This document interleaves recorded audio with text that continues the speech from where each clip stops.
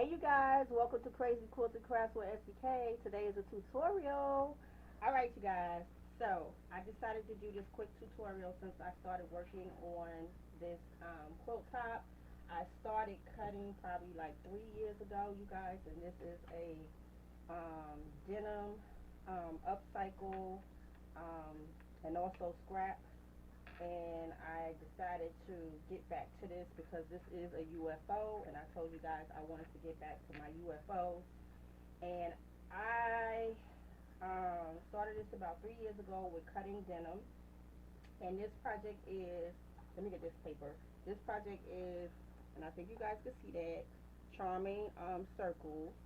And in order to do this project, you guys, you will need this ruler, charming circles, and you will begin to cut out your circles like so, depending on what fabric you want to use. I am upcycling denim. All right, you guys, this is not an overnight project neither. This will take you some time. So I decided to use some of my Ankara wax fabric, my African fabric. And what you want to do is just trace your circles, cut your fabric out, and you want to use these marking areas to create your squares, which is going to be a 5-inch square. So these are the areas that you will use to mark out your area where you will place your 5-inch square. So this is what it looks like, your 5-inch square area, and you're just going to use some type of glue. So I'm using applique glue, and this is a nice glue by Roxanne. A lot of the quilters use this glue for applique, and you can also use the glue stick. You can also use Elmer's glue stick. You're going to need your marking pencil, pen or pencil, your rotary cutter, and that's it, you guys. So it's not an overnight, but it's not hard neither. So you're going to dot your areas where you're going to glue your square, and then you want to sew your circles together. So I have some already because I'm doing another row on my quilt top, which is going to, I think I'm going to stop mine at a lap 5, because when you're working with denim, denim gets heavy, you guys. So this is what it's going to look like once you start to sew. So when you're sewing and putting your pieces together, you want to focus on putting your pieces together back to back like so, and you want to make sure you focus on your placement of your square, because you can always use your line like so to make sure you sew down this line.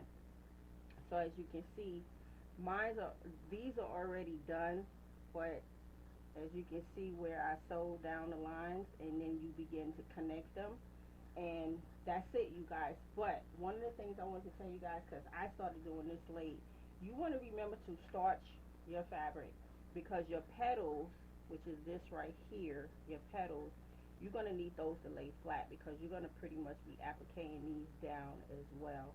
I haven't decided if I wanted to hand stitch this. I'm really thinking about hand stitching this with some what they call it, DMC thread, and I think that will bring it out nicely. So when you get ready to start connecting your pieces, you're going to do the same thing that you did, but you're going to be going horizontal. So this is what you're going to do. You're going to connect your pieces right here when you start building it, and you just sew right down the line. So this is another tip too. Make sure when you're sewing down the line and when you're making your placement, make sure you're lining up all your squares together. That will make your life much easier. So this is what it's going to look like. And then you just sew down the line like so. So that's how you will connect your rows. So this here, I decided to do eight circles in a row. So these two I haven't done yet. This one here is still drying, so I will have to connect this, and then connect this, and then connect this one right here to get it to be, 8 rows. And I think you guys are seeing this. I hope you guys are seeing this. So that will be my 8th row.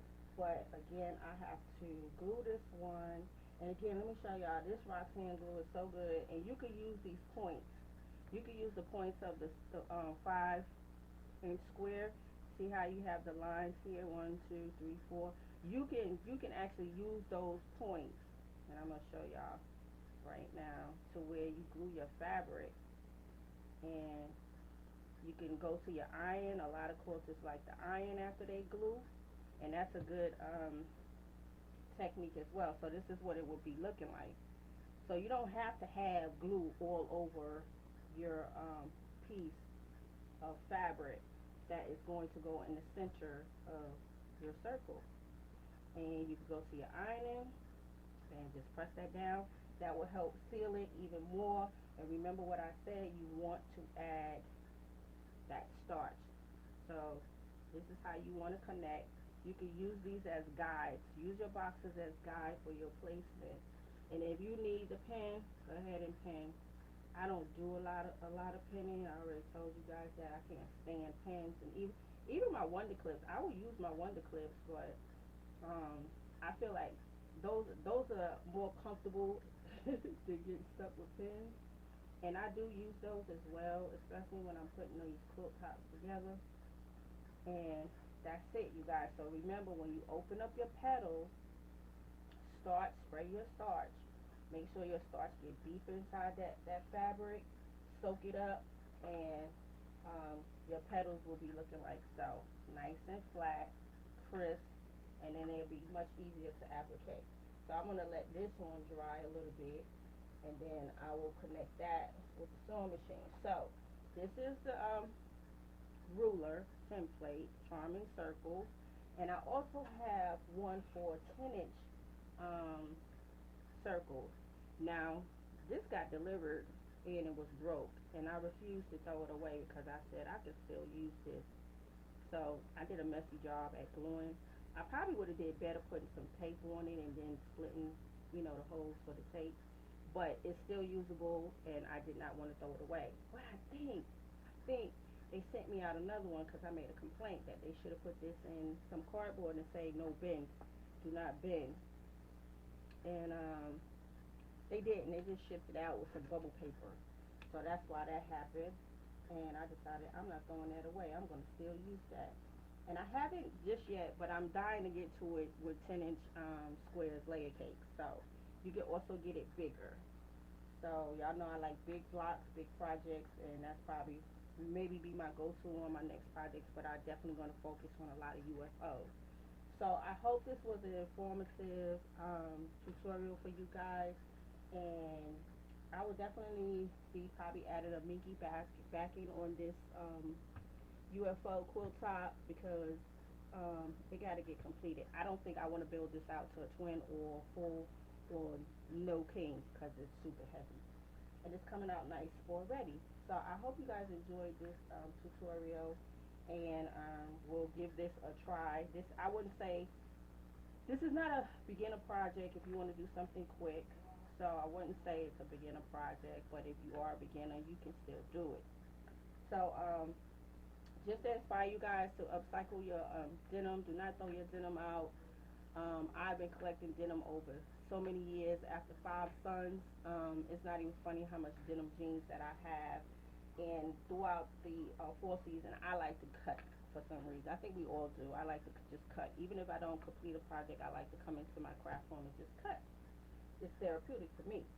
So I hope you guys enjoyed this tutorial, and definitely leave me a comment. Let me know, have you ever tried Charming Circles? And give it a go, you guys. Give it a go. All right, you guys, this is SEK, the Crazy Quilt and Craft. I will see you guys on the next video. Thank you so much for tuning in. Bye.